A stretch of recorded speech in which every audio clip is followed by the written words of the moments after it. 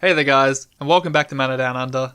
Today, it's just deck ideas on Najeela the Blade Blossom. She is an amazing new commander from Battleborn. 3 mana for a legendary human warrior, that's a 3-2, with 2 amazing key abilities. The first one, whenever a warrior attacks, you may have its controller create a 1-1 white warrior token tapped and attacking. The second one, pay 1 of each colour, untap all attacking creatures, they gain trample, lifelink and haste, and then after this there's additional combat. Only activate during combat. So the deck wants to be built around 2 things. Warrior Tribal, because she creates warriors based on warriors attacking. So Warrior Tribal, anything, Anthem effects, Lords, anything that supports warrior. And then for a second part, infinite combos, or infinite combat is where you want to be. Now some people are building the deck with both, which is probably what I'm doing in this deck here.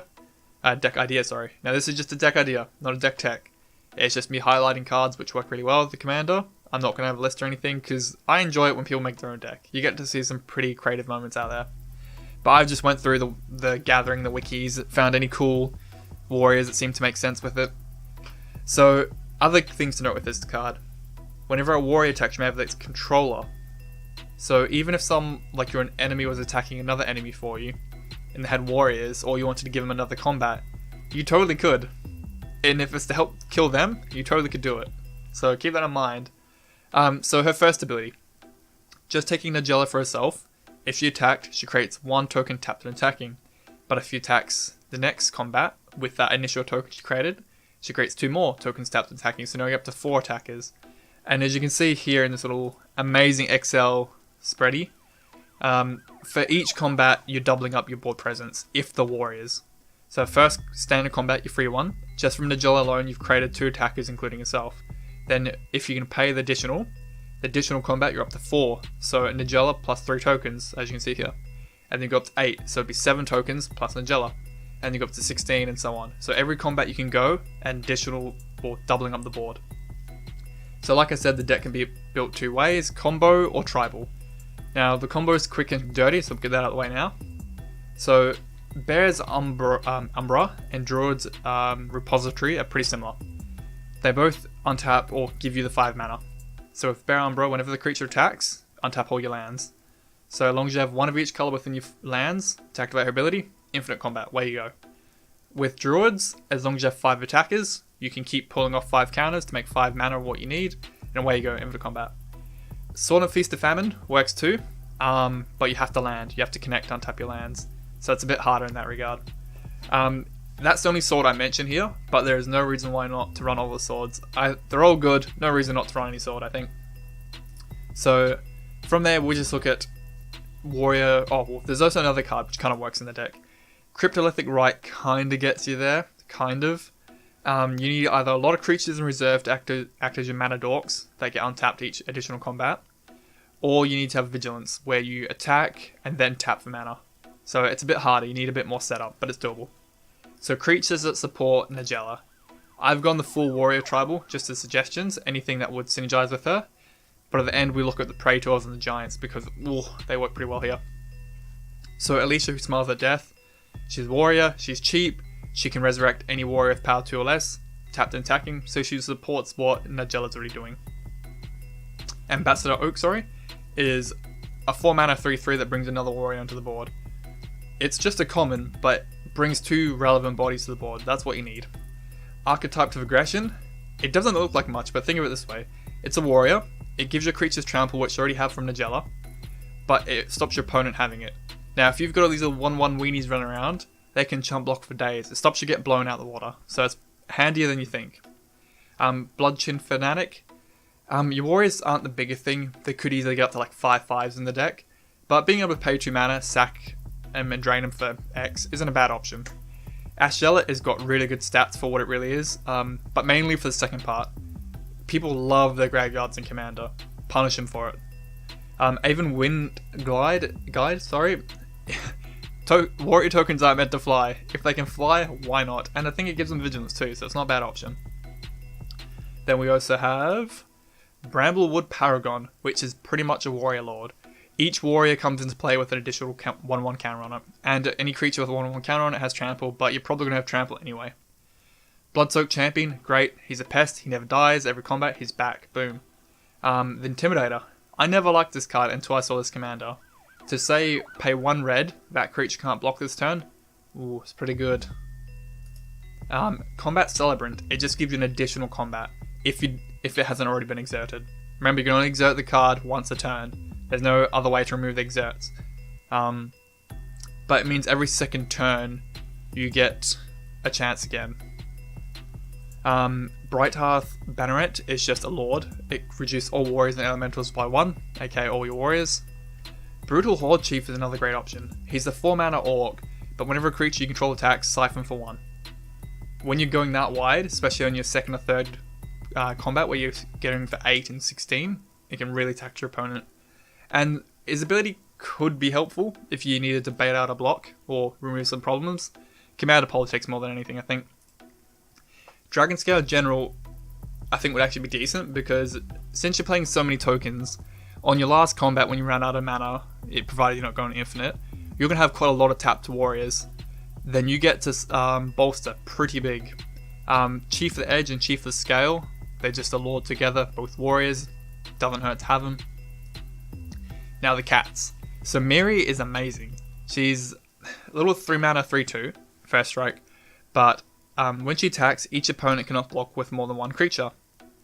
All your little warriors are going to get by, and as long as she's tapped, opponents cannot attack you with more than 1 creature. So she supports being constantly in combat, tapped and attacking. That's what she supports. Now I think it's pronounced Gdit or Jedit, I'm not sure. He's a 5/5 warrior as well for 6, but each attack or block, he creates another 2/2 green cat warrior token with Forest Walk. So again, supports the tapped and attacking theme, plus the warrior theme. The Forest Walk could come in handy. Jazal Goldmane. He's like a mini Crater of Behemoth in this deck.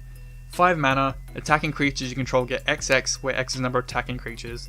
So it supports that real strong aggro plan. Plus he's a warrior, which is relevant in the deck.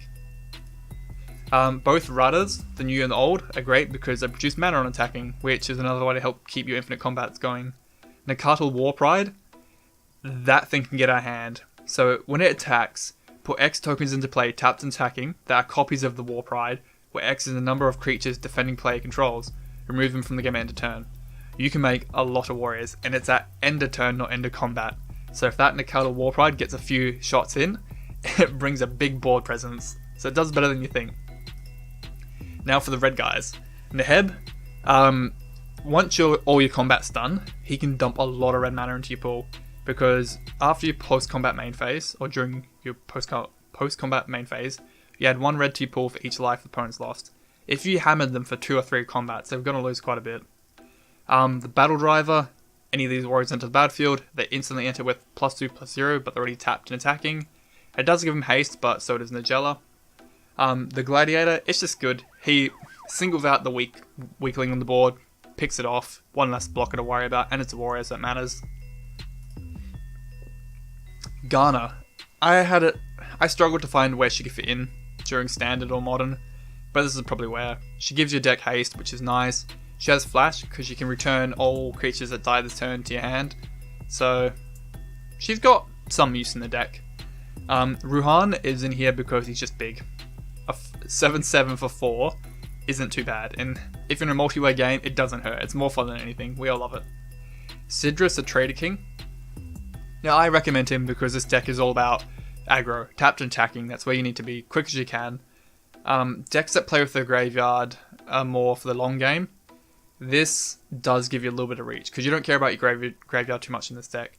But giving all your warriors unearth, it gives you a little bit more value, and they enter with haste. So yeah, it's not a bad option. Yuzova, the Dragonclaw, just lets you steal things, doesn't hurt. She's a warrior too. Sorok has got some push stats for a creature. Your creatures can't be countered, and they have trample, so it doesn't hurt. Plus he's a warrior, he's pretty big too. Zergo is the thing in this deck. He's the real deal. So at 7/2 when he's indestructible on your turn, and any creature dealt damage by Zergo that dies, put a counter on him. He gets really big really quickly. With him hammering him multiple combats, it's pretty good. What else do we have? Shana, Sisay's Legacy would be the option. It's just as big as the number of creatures you control, and it can't be targeted by your opponent. For 2 mana, that's a pretty big creature. The Mardu Strike Leader, whenever it attacks, you create another warrior token. Not too bad. It's got dash, but I'm not sure how often you're going to use that. Reese the Redeemed. Sure, you can pay 3 mana, make a 1/1 warrior. That's okay, but you probably care about the second part, where 6 mana, double all the tokens in play. That's a lot of warrior tokens to double up. What else we got? Summit, the Voice of Dissent. I wasn't sure whether to mention her or not, because sure, she's got flash, double strike for haste. Other creatures have haste. That's probably, it's just a really good creature. But the pay 1 white, untap another target creature. Except for using the Stoneheaver Giant, I'm not sure where it gets really used in the deck. You don't have many tap effects in this kind of deck, you're all about aggro getting in there. But Stoneheaver Giant is a warrior, big body, vigilance, and you can search your deck for equipment, where you want to run swords, especially the Sword of Feast and Famine. It doesn't hurt to have the rest. Phantom Warrior is a good combination with that Sword and Feast and Famine. Make sure you get your on-tap lands every turn. Or he's just a 2/2 that's going to get through every turn. He'll probably be bigger than 2/2 though. Now, here's all like our support for the deck. So you want to use any tribal support like Obelisk Erd, you name warrior, give all your warriors +2/+2. Coat of Arms gets out of hand pretty quick, but be careful versing certain other tribal decks. If you're versing goblins or elves, comes out to who's got the quickest board presence really. Najeela is pretty consistent though, like she could compete with him. Eldrazi Monument is very powerful in the deck as long as you're not down to 1 creature. But the amount of creatures you make from attacking, you probably won't be. Again, warriors aren't meant to fly, so you're pushing your stats a bit more than they need to be, and indestructible as well. Door of Destiny, same thing, pushes your creatures further than they need to be.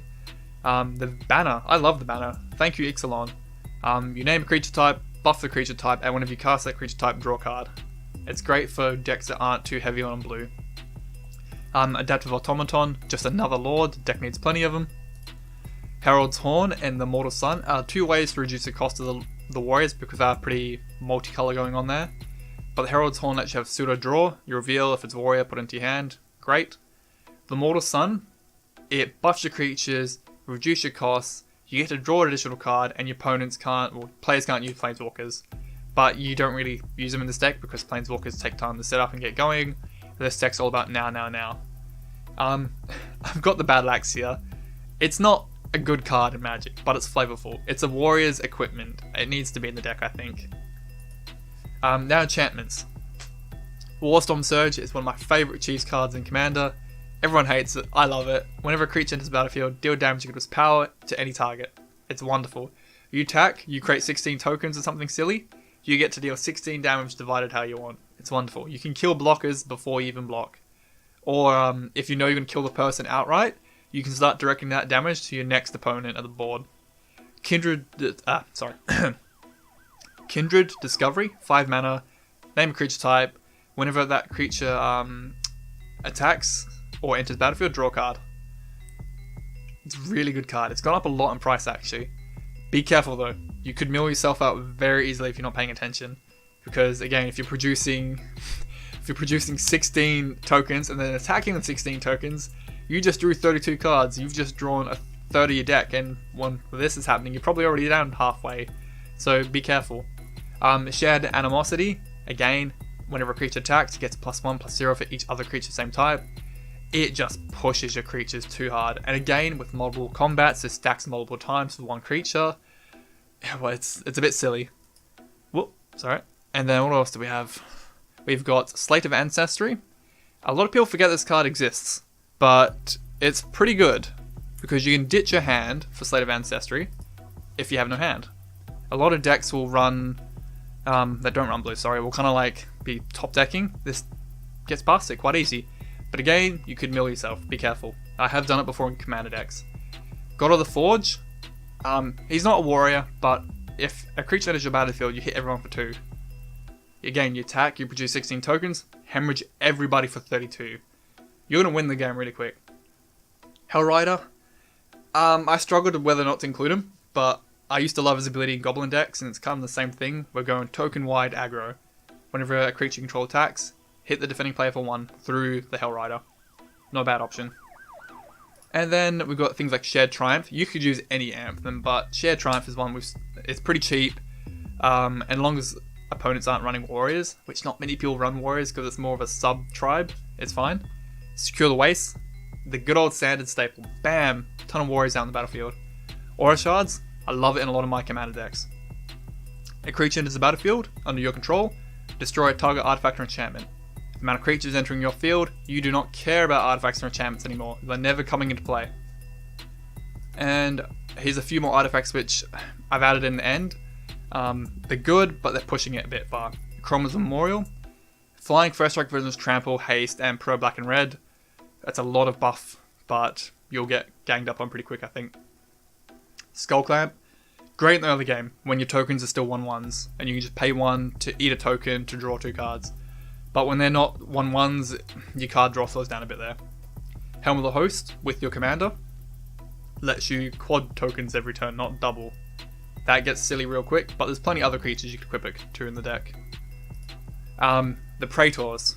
I've included the black, blue, and white Praetors, because I love them. Sheldred, pressure on the opponent. You don't care about your graveyard too much, but it's just pressure on the opponent. Jintaxis, drawing cards. You can never draw enough cards in Commander. Elish North is probably the most value out of the Praetors. Neg-2ing their board, but plus-2ing your board. Great. I don't have Vornaclex in here because he is legal in Commander, but no one likes him. He's not fun to verse. And Urobosk, you've already got haste in the deck, quite a bit of haste, so I didn't really care about it too much. And then for the Titans, they love combat. If you have multiple combats, the Titans are happy to be along. Infertile, spread 3 damage. Suntine, resurrect more warriors, great idea. And Gravetine, just put some more board presence on tapped and attacking. Green, Bantam, Commander, and blue, you could run blue, but the tap down, lockdown isn't as important, I don't think, in the deck where you're all about aggro. So that's it. That was a long video, guys, but Najeela's a pretty good commander. I had to get a lot out there. I have included everything. There's plenty of commander staples in the deck you could run. You could run Creative of Behemoth. I haven't covered all your commander staples like Sol Rings and your lands, but just be mindful. She is 5 color. You need a good mana base. You need to be able to get 5 mana on turn 5 if you can to activate her abilities.